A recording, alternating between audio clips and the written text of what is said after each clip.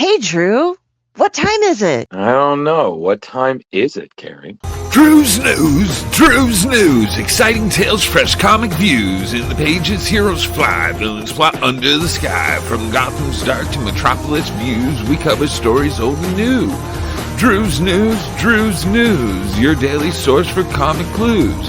Join the fun, it's a heroic cruise in the world of Drew's Comic News. I fall for it every time. You do. You're terrible. I know. All right. Are we ready? Are you ready to share the news with everyone? Indeed.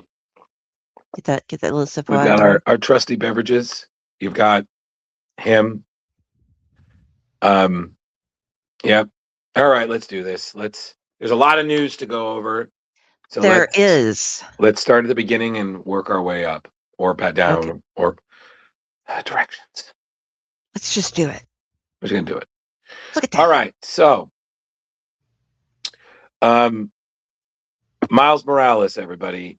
He's one of the most popular characters in the Marvel Universe right now. So naturally, when the most recent volume concluded, it was only a matter of time before it was going to relaunch with a new team.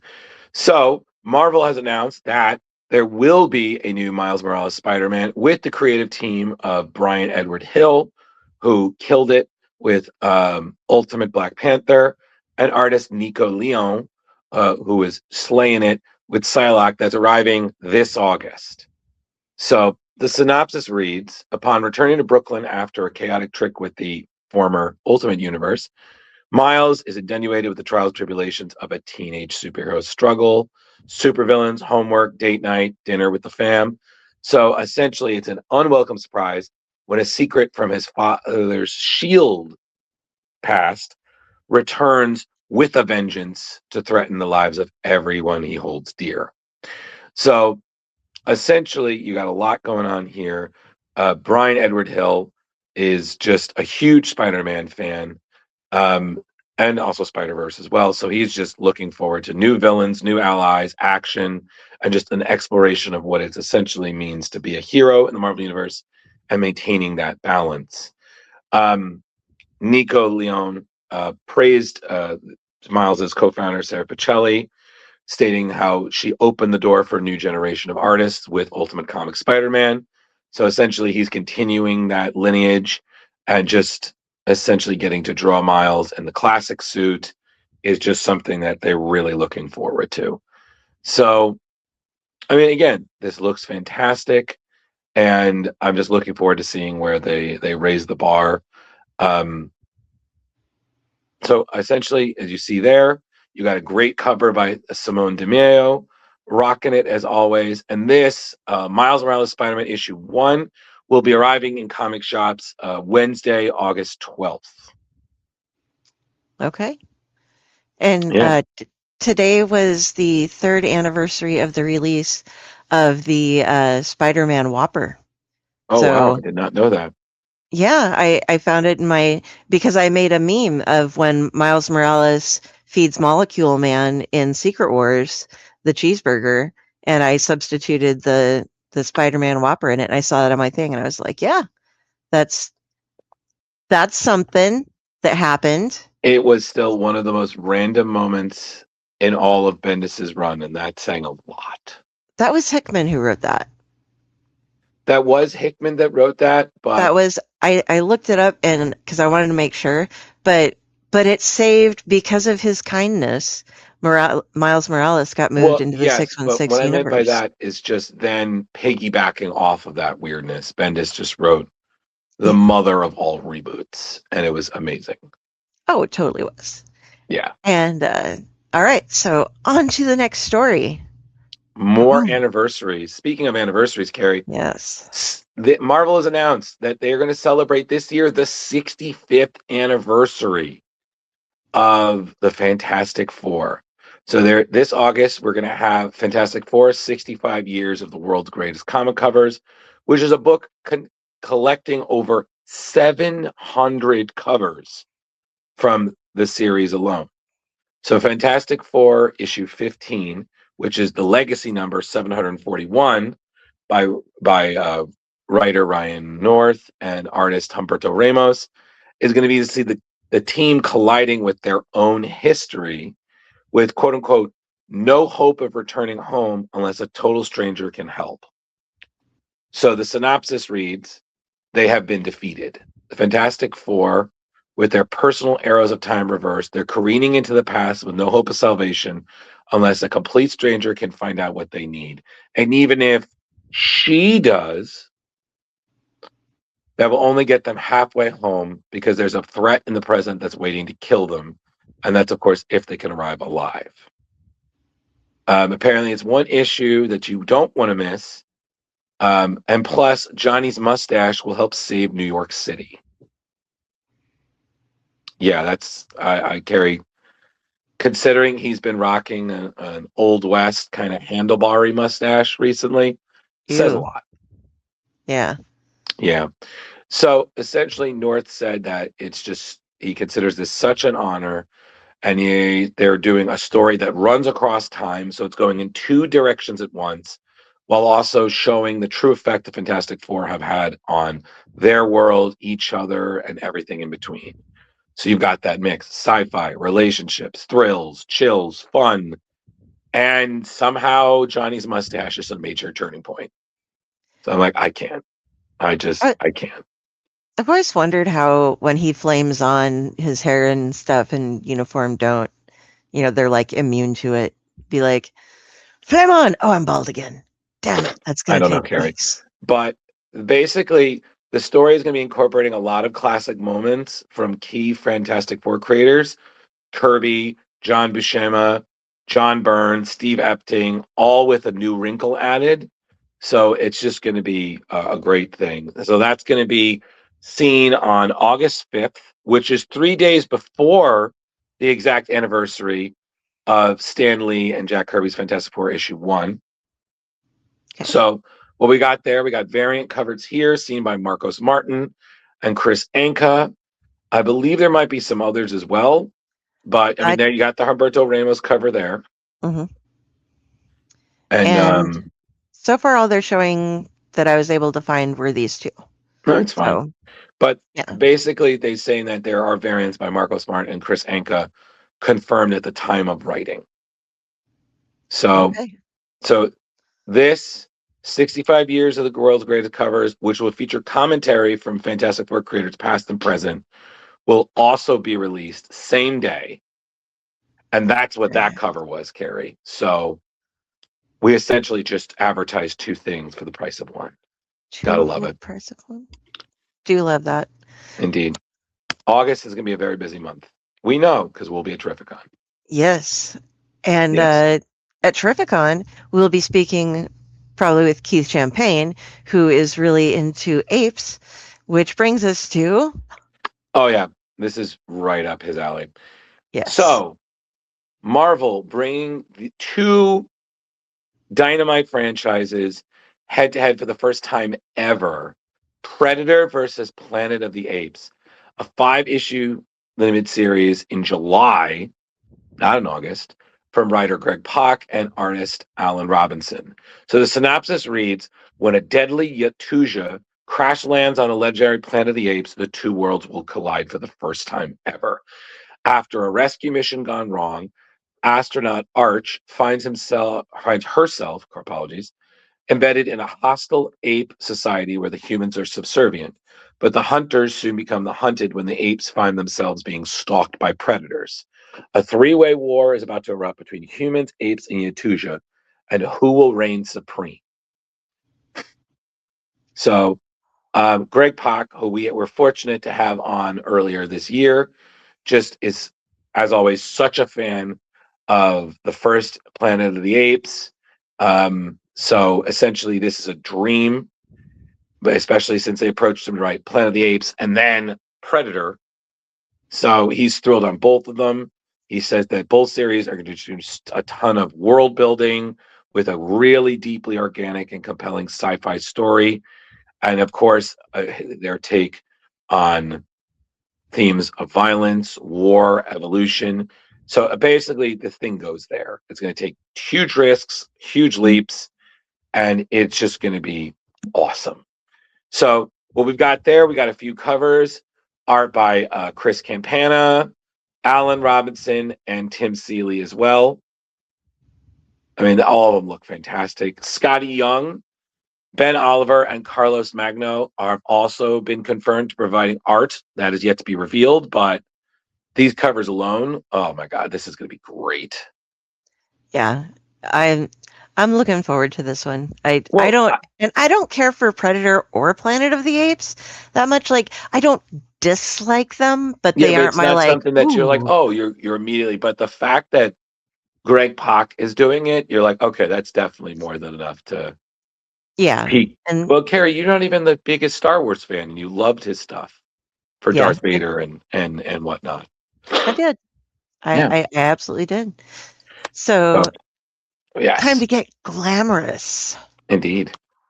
Oh yes. So 60 years ago, Marvel Comics, quote unquote, hit the jackpot when Mary Jane Watson made her official debut in the pages of Amazing Spider-Man issue 42. Co-created by Stan Lee and John Romita Sr., she went from Peter's true love to a fashion model to a superhero, and now the current Venom host. So, by the way, everybody noticed that we didn't mention Spider-Man's wife, so we're not going to go there. But this August, Marvel is celebrating her legacy in Mary Jane Face It Tiger issue 1, which is a giant-sized one-shot with all new stories spanning all of her eras, plus a little glimpse of what's probably in store next. So, also, fun fact, everybody, August will see a launch of what is called Mary Jane Watson variant covers, which will be a runway-worthy collection of Mary Jane artwork from some of today's hottest artists. We'll cover that on another news day. I'll But have fun putting that together. Yeah. So this is a lineup of renowned writers. So you're going to have J.M. DeMatteis, J. Michael Straczynski, Ann Nesenti, Ashley Allen, who's a new rising star at Marvel, joined by artists like Phil Noto, Alina Aravifia, Andrea Baccardo, Luigi Zagardi, ensuring Mary Jane is going to look phenomenal. So we already saw, I believe this might be, so this is Jim Chung's primary cover. Then there's a variant cover by David Nakayama. Both of these look fantastic. Oh, yeah. Especially, like, with no disrespect to Nakayama, Jim Chung's cover is just stunning. Look at that. And the attention to detail, like, that's amazing. And all of the little people in the background that you can make out, they're pretty cool. Well, that's such a beautiful homage to a lot of the classic John Romita Sr. covers were like that. They had the main figure and then they had the heads of the staff. So, I love it how it's in the spread of her skirt dress. too. Yeah, absolutely. Yeah. Oh, it's beautiful. So like I said, that will be, so I'm fairly certain, August. So again, August is a big month for Marvel. It is. And as we're coming into the summer, it is time for the swimsuits. Swimsuit. Love this swimsuit. I know you do. Calm down. So Marvel Snap is releasing a new season's worth of swimsuit themed content. So this is the hit digital card game. So you got a fresh lineup illustrated by best-selling cover artist In-Hyuk Lee. That artwork will be appearing, as you see here, as variant covers on select Marvel comics arriving in July.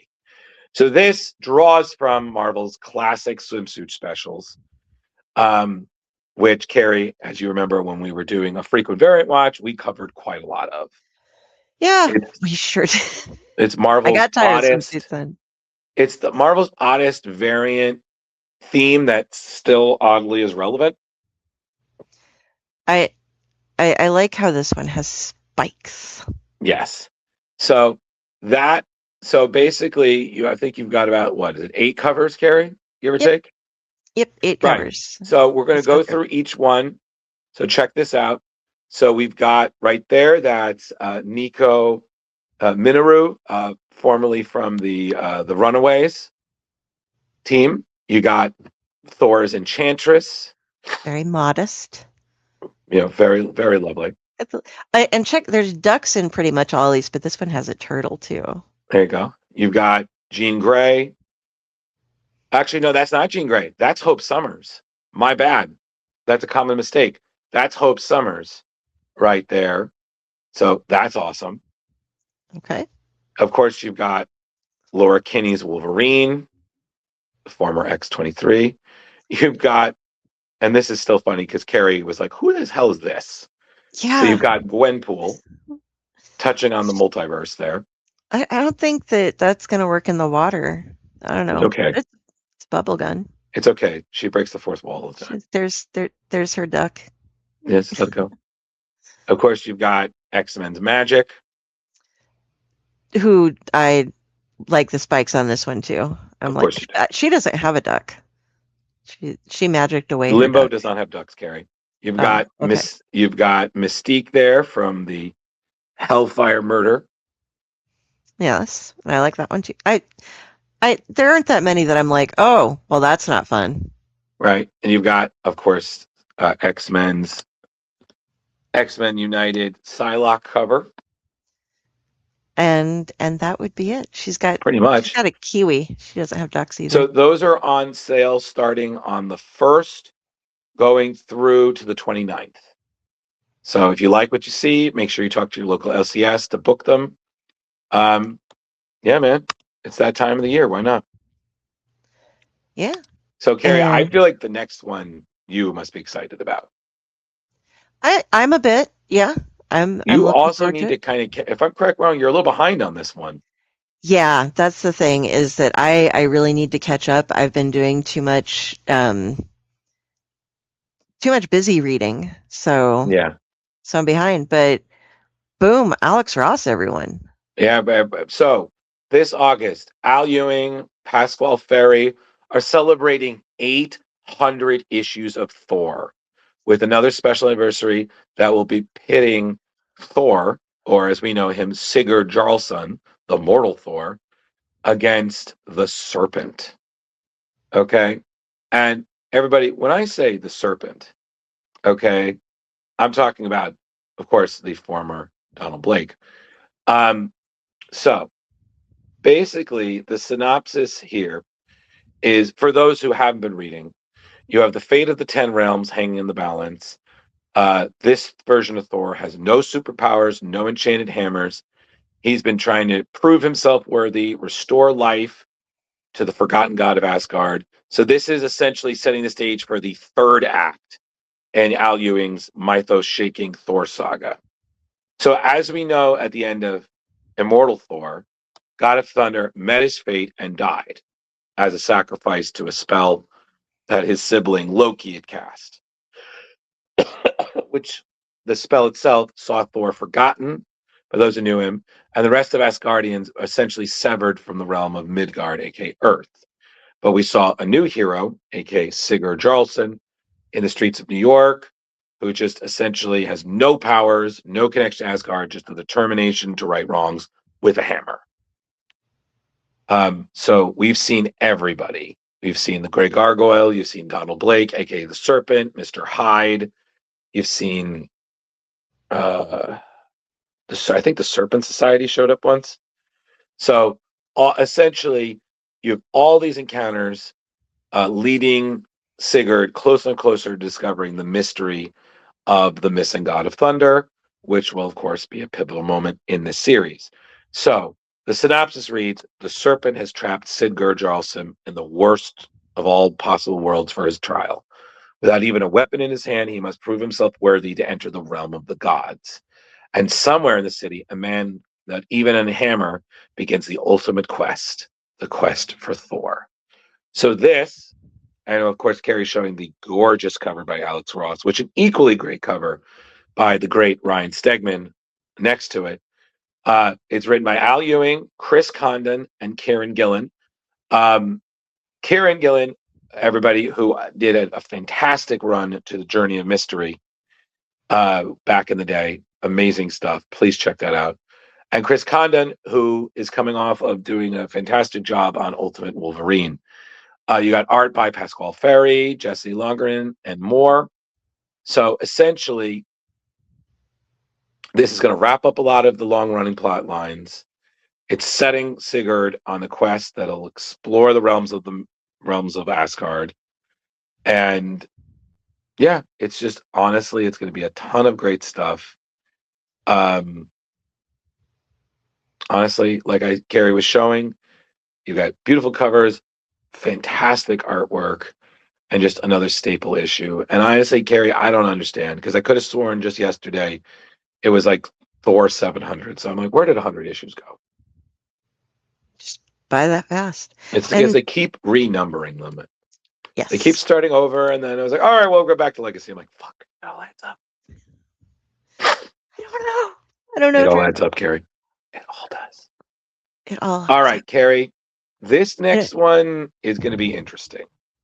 I'm going to tell you that. Yeah, I'm kind of. I want to see where this goes. So. Yeah. So everybody, check this out. Spider-Man and Hulk Fire and Brimstone. So this is what happens when Kevin Smith, guy who gave us Clerks and also a fantastic storyline of Daredevil, and Andy McElfresh from The Tonight Show joined forces with R.B. Silver from One World Under Doom, showing a story unlike any other, where Spider-Man and the Hulk will face a trial that puts their faith to the test: the exorcism of Bruce Banner. So apparently, according to this, when Easter Mass in Central Park is interrupted by Mole Man and a horde of man-themed supervillains, Peter Parker suits up and steps in to save the day before the Incredible Hulk can make his presence in a way only the Hulk has. So, with Matt Murdock, Spider-Man learns that Bruce Banner is intent on solving his Hulk problem once and for all with the church's help through an exorcism of the scientist's rageful side. So Smith, who's had some experience writing for Spider-Man, said this is his first time with the Hulk. Him and his co-writer are dropping two of Marvel's best-known scientists into a spiritual story of biblical proportions. And like I said, I'm still kind of wrapping my head around this, because some part of me feels like this shouldn't work, and yet I'm intrigued. I'm feeling dogma from this. If they're going to figure out how to do an exorcism on a gamma radiation, it's Hulk isn't a demon. Well, okay, I take that back. Hulk is kind of a demon, but only an infernal Hulk. And this is not infernal Hulk. You know what? I say nothing until we ask Phil Kennedy Johnson his thoughts on this. Yeah. Yeah. And speaking of, and we're gonna get this beautiful. Oh yes, and then of course, I'm sorry, I forgot. Yeah, that beautiful tin. Was that a foil cover? I believe so. Look at that. That's gorgeous. It's gonna be really neat. All right, Carrie. I know you're excited about this next story because this is your more kind of Marvel universe. Yes, give me just a second here. This is gonna be fun. Bum, bum, bum. The Midnight Universe. So Marvel has announced this August we will see a brand new alternate Marvel universe, one where quote unquote hope dies in the shadows. So we're going to have 3 titles coming up: Midnight X-Men by Jonathan Hickman and Matteo Delafonte, Midnight Fantastic Four by Ben Percy and Kev Walker, and Midnight Spider-Man by Philip Kennedy Johnson, and debuting Marvel artist C. Trunk. So basically, this is a terrifying new world where some of Marvel's best-selling, known creators are given free rein to reimagine heroes with twists and chilling transformations in a boundaryless, creator-driven storytelling. So the X-Men are no longer fighting for acceptance. Their hunger is now for blood. The Fantastic Four are venturing into the unknown, not to save the universe, but to unleash terror upon it. And Spider-Man discovers that with great power, sometimes comes something pretty monstrous. Yes. Philip Kennedy Johnson was actually, he's been giving a lot of, if you're on his Facebook and I think maybe TikTok, I'm not sure. I don't follow people there. Little chats, answering questions that people have. And he did another one because people are like, you guys are doing this wrong. If you're going to do Midnight, you have to bring Blade in. And he was explaining Blade is already a horror character. Right. What we are doing is taking superheroes and making them horrific, bringing the horror into their worlds. Right. We don't need to have Blade as horror again because that's He's not already making horror. Blade horror. Yeah, Blade is horror. And my favorite quote from one of the latest videos he put up was, "Nobody was asking me for a Cronenberg, John Carpenter Spider-Man take, but you're gonna get it. I'm gonna have to preview the John Carpenter, the Spider-Man for Drew to see if there's spider warnings because Oscorp just is turning Spider-Man. They're questing for immortality, and he is definitely a human spider hybrid in this one. He's not going to be pretty. I'm gonna need to take a really cold shower after this. So, and as you guys have seen with Philip Kennedy Johnson's recent work with the Hulk, he likes to put the horrific into things. Does. He's very good. As Carrie was showing before, you had the main cover for Midnight X-Men issue 1 by Ultimates artist Daikaruan, which you've got a Storm that feels very much like 90s Bloodstorm variant. And of course, you've got Kurt Wagner, aka Nightcrawler, but it looks to be Father Kurt. So that's going to be especially exciting. And by the way, the main covers of these titles will be cloaked covers.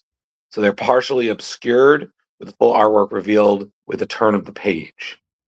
So the full artwork will remain shrouded in the shadows, only revealing themselves to people who essentially dare to pick them up. So for the X-Men, the clock strikes midnight and it's the dark dawn of a new era. The shadows of New York are stalked by vampires and mutant empires. The sword of Damocles hangs over the peace between these two species and the factions within them. An outright war is brewing, and the unturned will be caught in a crossfire.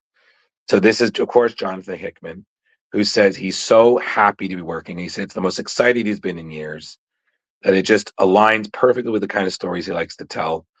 It has a rich, open-ended mythology that he feels mixes old and new ideas into something that's familiar and original.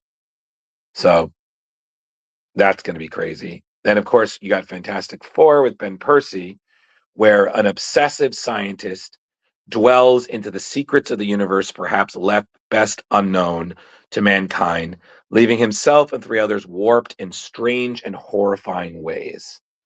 What secrets lie in the horrible new dimensions they've discovered, and can humanity survive the discovery? So, apparently, as he joked, if you've ever read his work, this is Ben Percy, you know that he sees the world through a dark, disturbed lens. So essentially, it's always midnight. So when Hickman called him, it was from a landline in the basement of an abandoned house with the wires cut, and blood poured out from the receiver into his ear. And he was like, I'm in. Yes. I'm really excited to see that. I know you are, especially because he says, and I quote, "This is a title I've always loved, but would never be allowed to write. Now I can lean into my worst instincts and reimagine their story as one of cosmic Lovecraftian dread." Yes. Deep breath. Karen. And then, of course, with our beloved Philip Kennedy Johnson, aka PKJ, a young Peter Parker is transformed into a hideous spider hybrid by the ruthless Oscorp and their pursuit for eternal life. So when Oscorp begins to use the secrets unlocked by his mutation to create more human-animal hybrids, Peter embraces his new form to stop them. So Philip said, "We're all bringing creator-owned sensibilities to our projects. We're redefining boundaries. We're reinventing these characters in a way it's never been done. This is nothing like the main line, nothing like the Ultimate line. You will see things in these books that will shock you. So, Yeah. More things for me to buy. yep. My pull Just list when is we gonna... thought we were saving money, right, Carrie? Yeah. Maybe no. I haven't been saving money for forever. But now I'm All gonna be right. spending even more. All right. What's up? Okay, He's this back is again. gorgeous. I mean, just Alex Ross can do no wrong. Yeah. Like even on if he was drawing on a sick day, it would be amazing. So this summer, DC and Marvel are bringing back 2003-2004's JLA Avengers crossover by Kurt Busiek and the late great George Perez, as a series of facsimile edition comic books. And DC has revealed a new variant cover by Alex Ross for Avengers JLA issue 4 that's set to arrive this August. So this, as Carrie's showing, is part of a two-piece connecting image specifically for these facsimile editions that are paying tribute to George Perez's cover for Comic Interview Special Edition issue 6 from 1983. So Marvel will publish the first half for JLA Avengers 3 in July. So that spotlights the Avengers. Then DC will publish the other half featuring the Justice League. And then when placed together, you get the full face-off. I got those backwards, but yeah. Which is just, I mean, look at that. That is just beautiful. So these editions are going to recreate the original 4-issue series with the classic trade dress, wraparound cardstock covers, and a complete story as originally published. So you can pre-order all 4 of those issues at your local comic shop to complete the set if you want. Gorgeous. Absolutely. And speaking of connecting covers. Oh God, yeah. Boom. Yes. Kingdom of Zod. DC has announced details for Kingdom of Zod, which is a new crossover storyline. They'll be running through DC's current 4 super family titles in August and September.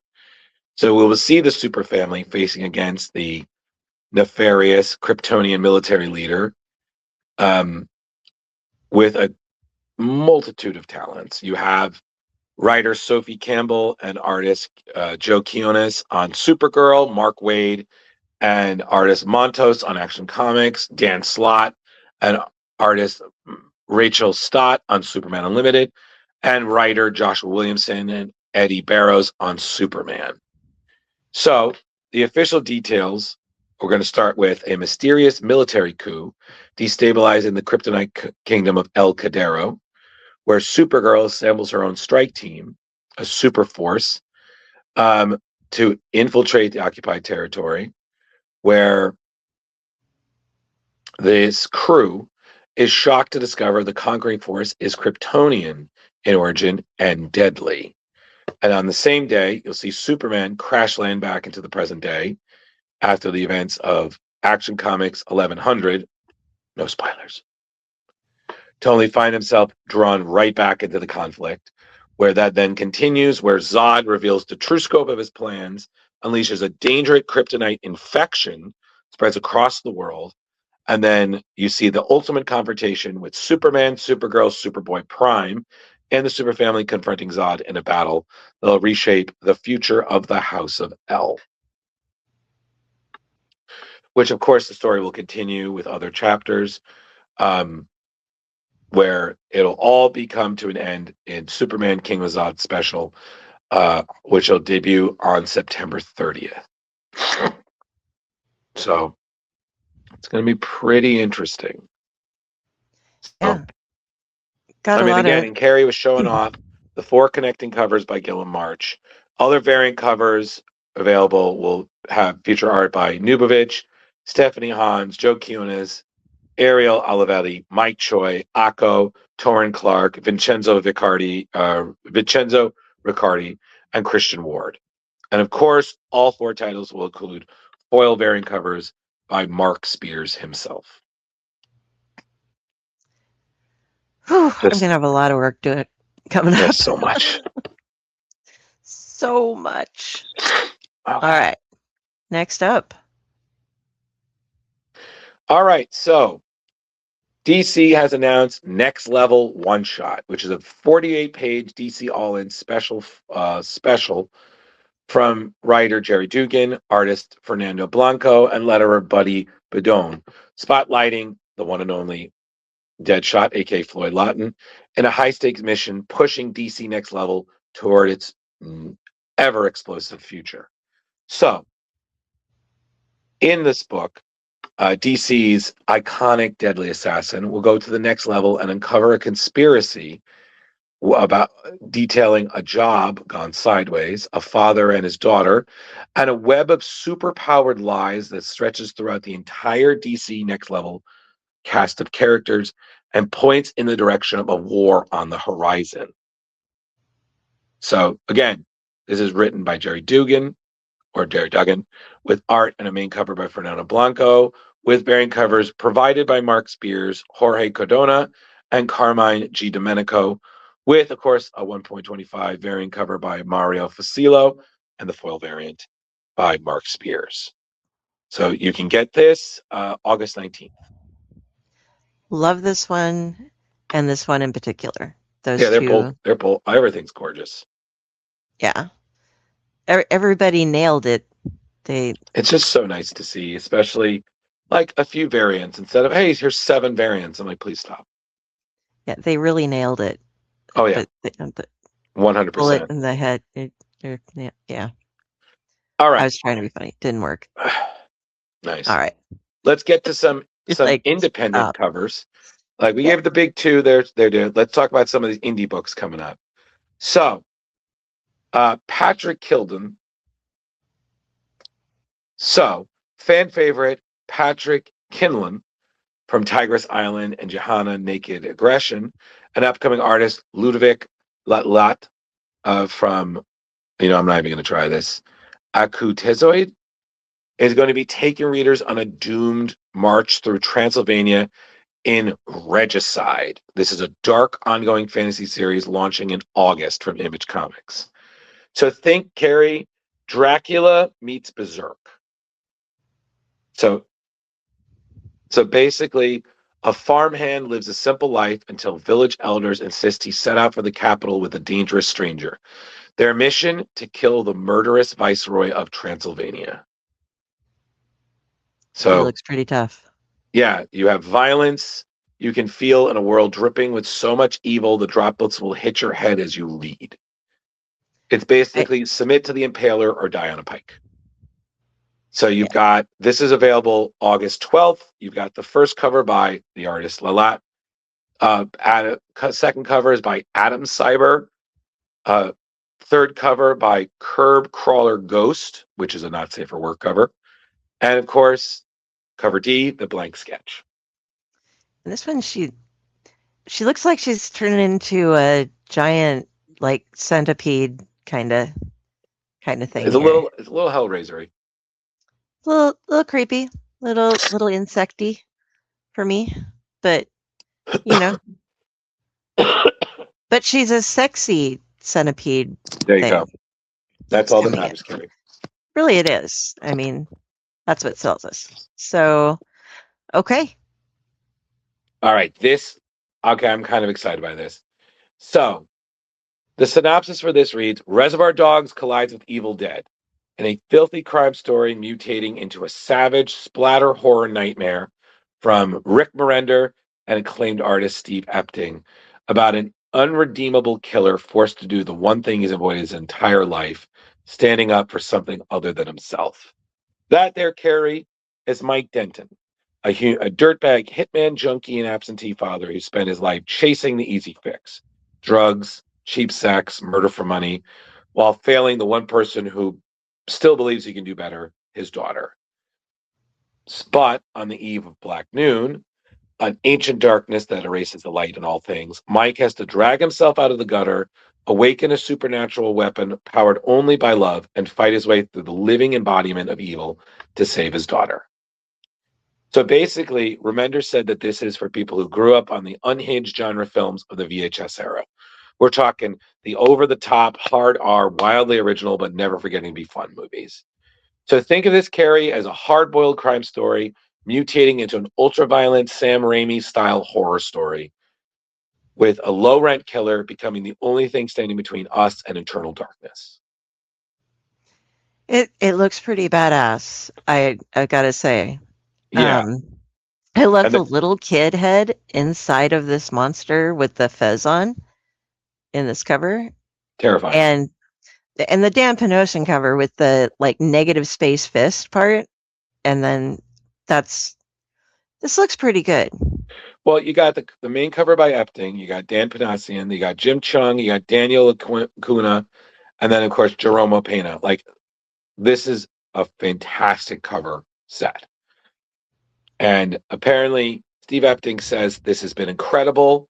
He just says that it's a hard-boiled crime story that mutates into a fever dream horror without ever losing the heart.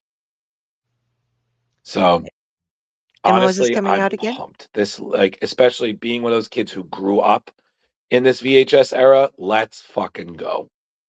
Yeah. But when was the release date again on that one? August 26th. Okay. Yeah, you're right. August is just packed. We're going to be busy, busy, busy. Well, I see. Here's the thing. This next story, which, correct me if I'm wrong, I believe is our last. Yes. This is up your alley. Oh, yeah. And I know a couple of our viewers who are really going to get into this too. So, Boom Studios has announced a new series by writer Marguerite Bennett, artist Helena Macelis, colorist Nisha Singh, and letterer Jody Troutman, titled Gastronomique.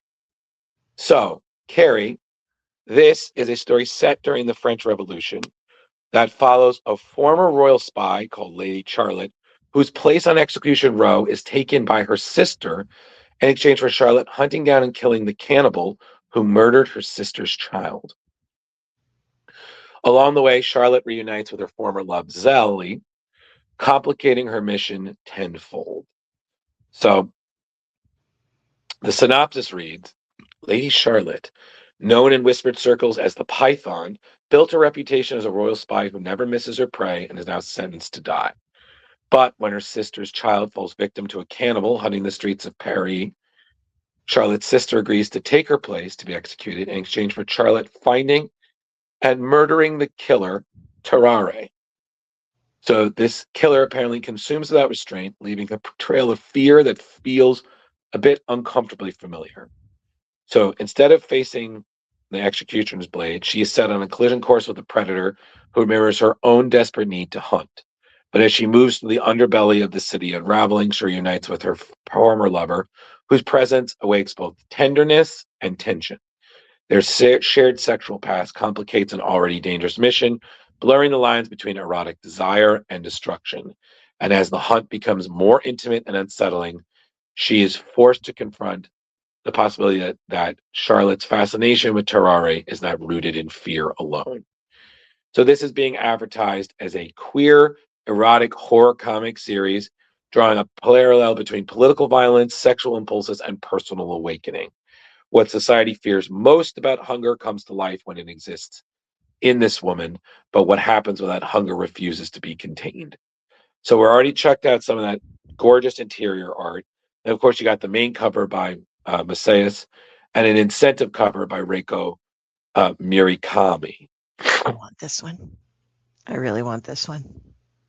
I mean, honestly, I don't really know what more I could say, but I mean, this will be available August 12th. And honestly, I don't think I've ever seen a project like this, but good Lord, this is beautifully creative. And honestly, if Cronenberg isn't involved in some way, I'm going to be like, why?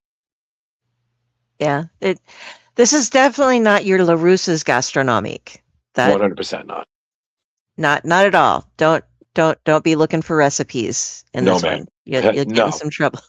And if you are, therapy or perhaps institutionalization. It gives off little hints of Trouble Every Day, only 30 times worse because it's not just consuming blood; it's all the cannibal. Indeed. Like sitting there holding the foot or the baby pig and just being like the sword swallower. That just wow. That So- kind of took it beyond Well, that's everything, everybody. That was a lot of news. everything. Glad to be caught up. Don't worry, there'll be more later. But Always. all right, Carrie, I think we're pretty much good. So Yeah. All right. We got Well, it covered. let me say goodbye, I guess. Yes, sir. Hey, everybody. Thank you so much for watching the news. We really appreciate it. If you like what you saw, make sure to hit the like and subscribe button to our YouTube page. Make sure to check out our website, as we've been really kicking butt there. And tune in on Splash Pages. Every Tuesday, we have a great slew of guests available, and it is just such a great time, and we'd love to have you join us. Make sure you check out, if you aren't already going to, make sure you check out our interview this week with writer Ray Fawkes, and make sure to especially check out our interview next week with the great Kyle Starks. It's just a wonderful way to end May, and we've already got such a great lineup for June as well. So definitely make sure you hit that like and subscribe button. You can get in touch with me. My name is Drew Malo. You can find me on Facebook, Instagram, and Blue Sky. And if you say hi, I assure you I'll get back to you eventually. All right, everybody. Say goodnight.